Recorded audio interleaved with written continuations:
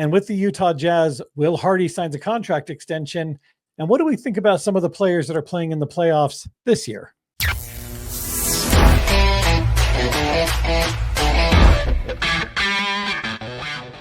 All right, now, folks, before we get into the content, folks, we want to remind you to please join the conversation. We just launched a new channel for your Utah Jazz content called Utah Jazz DNA.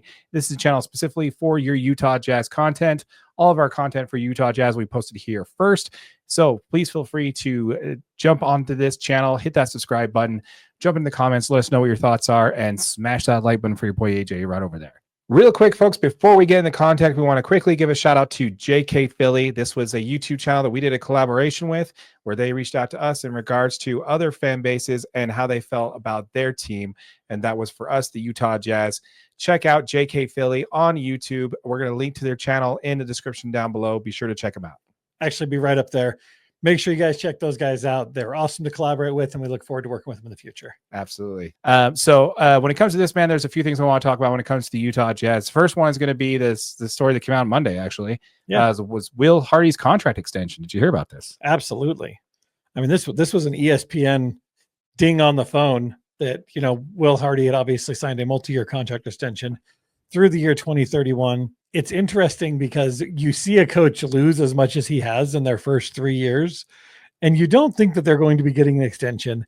Obviously, we're all aware Hardy's in. He's being told that this is the route we're taking the team, and he's really been praised a lot by all of the Jazz ownership. That he's a strong leader. He's great. He's great at communicating, and he is going to be a key partner in rebuilding this franchise.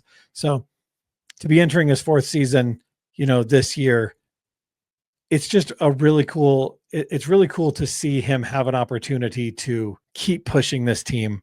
I love the way he's already taking them. He does have some good experience. He's from that Coach Pop coaching line. And this is just awesome, man. I'm really excited about the Jazz re-signing Coach Hardy. Yeah. I mean, with 2 more years left on his current deal, the team extends him all the way from all the way out to 2030-31 season. That's something they announced on Monday. It's kind of unprecedented in this modern day NBA landscape to have something, especially an unproven head coach, have a 9-year runway, man. Yeah. What do you think about that? I think that it tells you that the trust that this team has in Coach Hardy and the faith that they have in his development of players. I know that it doesn't seem like he's been as great at developing players as Coach Quinn Snyder was, because we saw Coach Snyder get a lot out of players really early, but it does. Will Hardy's 10 years younger than Coach Snyder was when he was here. So He does a great job developing these players. And the fact is Snyder was in a position where it's like, you got to win now. That's where this program is. That's where this franchise is. You've got to win games now. They were loading him up with talent. Well, not when they actually hired him for the job. He was hired on as a developmental coach. Right. But it turned very quickly to, we got to win now. Win now, like where Hardy's had this develop, wait till we get that piece. And then you can turn it on and go, because we've seen some great spurts from him. Mm-hmm. In the beginning of that first season, after we moved, Rudy and Donovan, it was like, we started winning way more than we were supposed to. Like, what do you mean Larry Markkanen's this good? Right. We shouldn't be winning this much.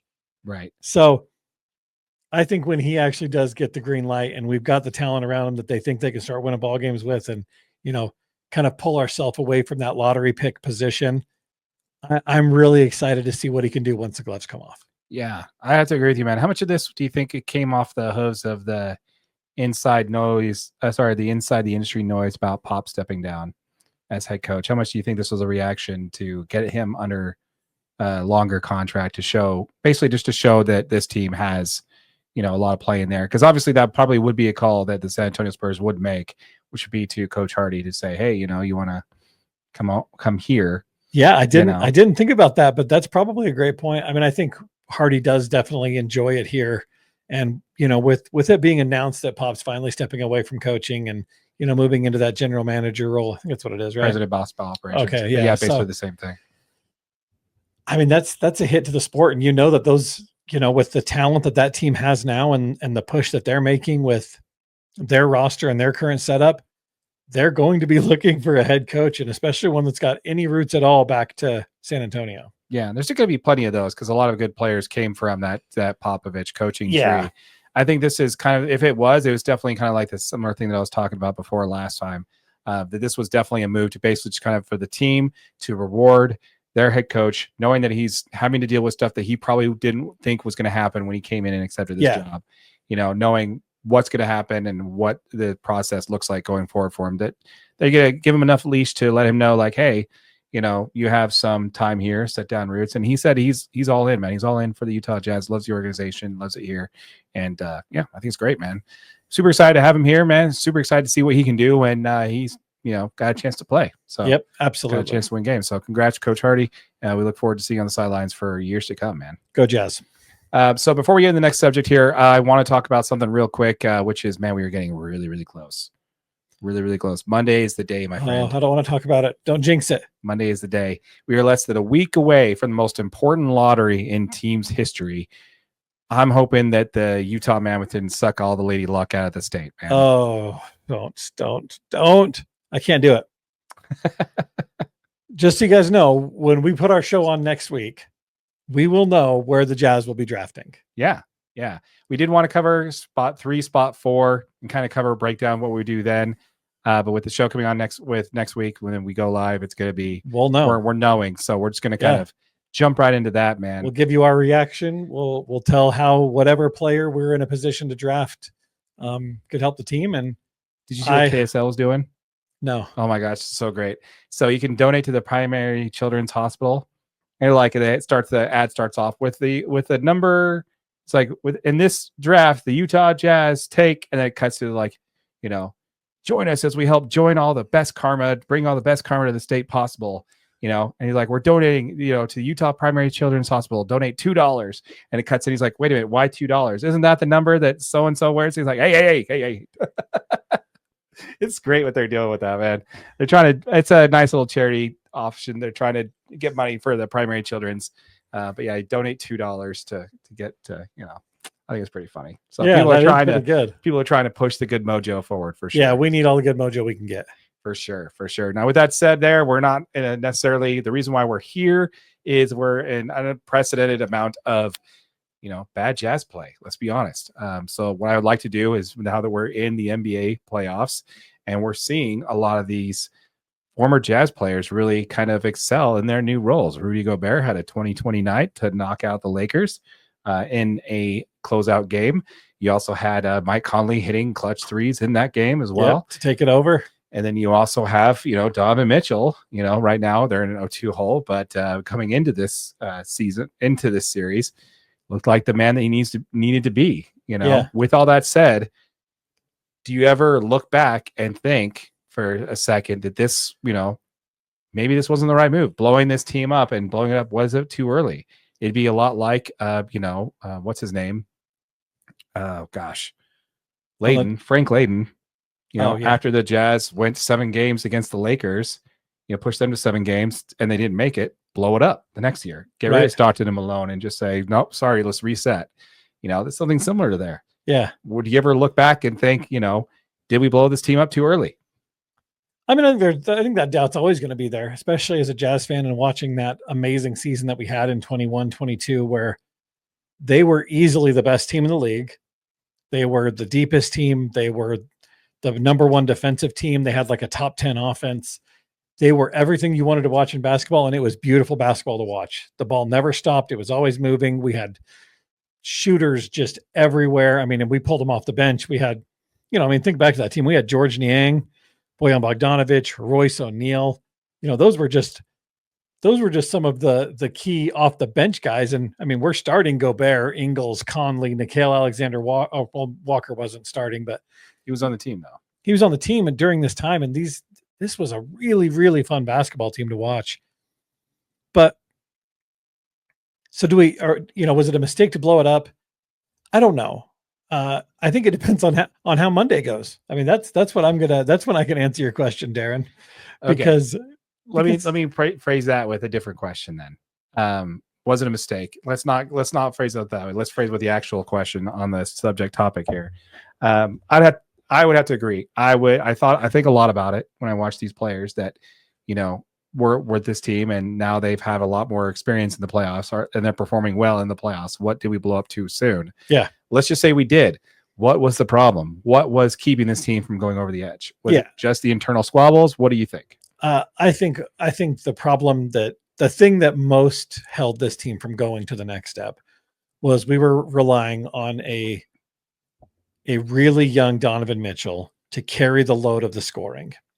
Because whether you like, we all watched those games, and Donovan Mitchell was our go-to guy, and a third-year player with that much weight on his shoulders, when you have veteran guys like Mike Conley, and Mike Conley's hit a lot of big shots in his career, but he's also missed a lot of big shots, and some of those shots came with the Jazz, right? We had our bubble game where Mike Conley missed that three. We had so many games where we needed a veteran guy to step up and hit a shot, and instead we were relying on a second or third year player to just outscore somebody in the game, and then just rely on our great defense to hold them. And that is a lot of pressure for a third year player. And I think Donovan Mitchell's great. You'll never hear me say a bad word about him, but you add in the issues that he had with Gobert off the court after the whole COVID situation. And when your chemistry is even 1 degree off center from where it needs to be, that team wasn't talented enough to overcome the chemistry mishap. They were just talented enough. If everything's in line, they're talented enough to win it all. But having the chemistry 1 degree off, they didn't have enough depth to overcome that. And that's where I think we fell short. Interesting. Want to know where I think? Yeah. It's the coach. Oh. Okay. I don't agree with that. I think Coach Hardy's fantastic, or Coach Snyder's fantastic. Oh, I don't disagree that he's not a fantastic coach. I just think the coach was the problem. Okay. You want receipts? Okay, let's go. So let's go. Starting off with what happened to Rudy Gobert in the playoffs last year. What was the thing that happened with Rudy Gobert in the playoffs with the Jazz? They were able to pull him out and minimize his effect on the defensive end. That has not been a problem for Rudy since he's left the Utah Jazz. You know why? He wasn't the only one required to play defense on the team, which he was with the Utah Jazz. Right. That was Coach Hardy's game plan. Coach Snyder's game plan.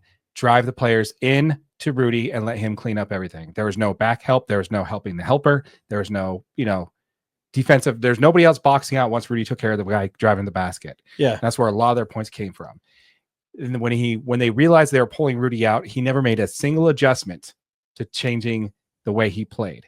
Yeah. He did not make any in-game or post-game adjustments in the whole series. Just let them play the way they were playing and hope for the best. He never made any changes. Just kept playing the way he played. Rudy Gobert, that the whole thing about pulling Rudy out and having them defend on the perimeter and switch out, and then you get a fast guard on him, and then he's helpless. That has not been the case in the playoffs since he's been with Minnesota. The reason behind that is he has somebody else on the team playing defense. It's not always up to him. It was Cat last year. This year is Julius Randle. And there's a lot more of the defensive load spread out throughout the rest of the team. It's not literally all sitting on Rudy to play defense for the whole team, which he's able to do during the regular season. In the postseason, it's a lot more intense, and a lot more players are trying harder, which is another subject for another day. But for me, that was the underlying reason, is he simply just did not make adjustments in the postseason to capitalize on the talent that his team did have and make the adjustments that every other team in the playoffs seem to be able to make with Rudy Gobert. I would counter that with, I think that Mike Conley is one of the best defensive guards in the league. Right. In his senior age, when he was a Jazz player. But in his Jazz time, he was one of the best defensive guards in the league. And that was one of the reasons they went out and got Mike Conley. Joe Ingles shows up in every single playoff series and is an absolute menace for whoever he's guarding. Ask Paul George. I don't know how I mix his name up. Push off P. Ask him. That's how we know. Right. Joe Ingles is a defensive menace in the playoffs. Royce O'Neal has been widely known as one of the better defensive players. All of those players were on that team. It was also the worst defensive rated team in Utah Jazz history of over 15 years. They went all in on offense. No, it was one of the playoffs. They were one of the worst defensive rated teams. Okay, in the playoffs, they might have been rated Yes. that way. I was going to say, because over the regular season, they were the number one rated defensive team in the whole league. Yes, but again, that process works fine But when you go into the playoffs and you don't make it's adjustments, it's much easier to scheme around, and you can surround yourself with shooters, and your lineups aren't as mixing and stuff. yes. But I do think that this team, I think that they did a great job adding defensive players and putting in defensive players to help Rudy in the playoffs. And I think your weak spot in that defensive scheme was Donovan Mitchell. Well, that's not I don't know if that's really the case, because the Timberwolves seem to do just fine scheming around. They're not elite defenders 1 through 5, Right. you know? Right. So, and then my other point of the evidence on this one is that who's been a first round exit in the playoffs every single year since they took another head coaching job? Yeah. Snyder. Yeah. He hasn't gotten out of the first round. Yeah. With a talent like Trae Young, I mean, he doesn't have much around him, but it's a very similar Yeah. situation to Rudy Gobert. I mean, to Donovan Mitchell. So I don't know, man. I think for me, the problem was the head coach did not make any adjustments any in-game or in-series adjustments to put his team in a better position to win. All they did when they figured out it was a problem is they pulled Rudy out and went small. That's all they did. I love the take. I don't know if I agree with it, but I love it. Yeah. I think if we had a different head coach, we have a different option there for sure. Yeah. I also think that if they didn't blow it up and they just went one way or the other, obviously they didn't want to sit on Rudy's contract if they trade Donovan Mitchell, because then you have Donovan Mitchell and you also have Lauri Markkanen on the team, but Donovan Mitchell's contract would have been too high. The big thing is they had 0 draft assets. I mean, they had nothing. They were going to have to go all in on just tanking. They were trying to acquire some draft assets so that they had multiple picks to get themselves in a position to trade for a player after they can get a pick. Mm-hmm. You know what I mean? And that's the only way you can do it. And obviously, they didn't know the whole CBA was going to be changing, where that would be almost useless. But yeah, like I said, man, for me, it was the coaching. A good head coach would have kept the locker room together. A good head coach, he's not a good head coach. I'm sorry. A head coach that's going to propel you to the next level coach. Next level. Yeah. Is going to squash that in the locker room. I can see that. So anyway, we want to hear from you folks. Let us know what your thoughts are in the comments down below. We want to hear from you. What do you think about your Utah Jazz, former Utah Jazz players, and how they're doing in the playoffs? One last question before we move on. Who makes it deeper in the playoffs this year, Rudy Gobert or Donovan Mitchell? They could very well meet in the finals. Yeah, I don't agree with that at all. I think it's going to be Rudy Gobert. You think Gobert makes? Yeah. I don't know. This Cleveland team is battling some injuries. I mean, that's the thing, is like Donovan's healthy, but they've got a bunch of starters out. So yeah, Cleveland could make it out this round. I do think the Timberwolves will advance, but that Cleveland team, when they were all together, looked really, really tough. Yeah. Yeah. Well, they're down 0-2. And they lost 2 home games. And it's only 5 teams have come back to win a game, 7-game series down 0-2. So history's made for repeating, man. Yeah. But, I think Rudy's got a better chance of moving forward. I agree. Yeah. Yeah. I guess when you put it that way. Yeah. Rudy probably has better chances. I know another thing that's going to be something with probably better answer to what was the problem for the Jazz in that time frame is we didn't have Ant. Correct. We did not have Anthony Edwards. No. Yeah. Donovan Mitchell was Donovan Mitchell. Rudy Gobert is Rudy Gobert. Yep. But neither one of those guys are the guy. Yep. So it's really kind of tough in this league to win without the guy. So I don't know. We want to hear from you folks. Let us know what your thoughts are in the comments down below. We'd love to hear from you in regards to what your thoughts are when coming to the Utah Jazz and the players that are still in, that used to be Jazz players that are still in the playoffs. We want to hear from you. Let us know. As a reminder, folks, we did launch a channel specifically for you Utah Jazz called Utah Jazz DNA. This channel for all of our Utah Jazz content will be posted here first. So if you have not yet and you're watching this on our main channel, DNA Sports Recap, a link to this channel will be in the description down below. Be sure to check us out down there. Smash a like for your boy AJ over there, and consider again subscribing to the channel. We really appreciate it. Yes, we do.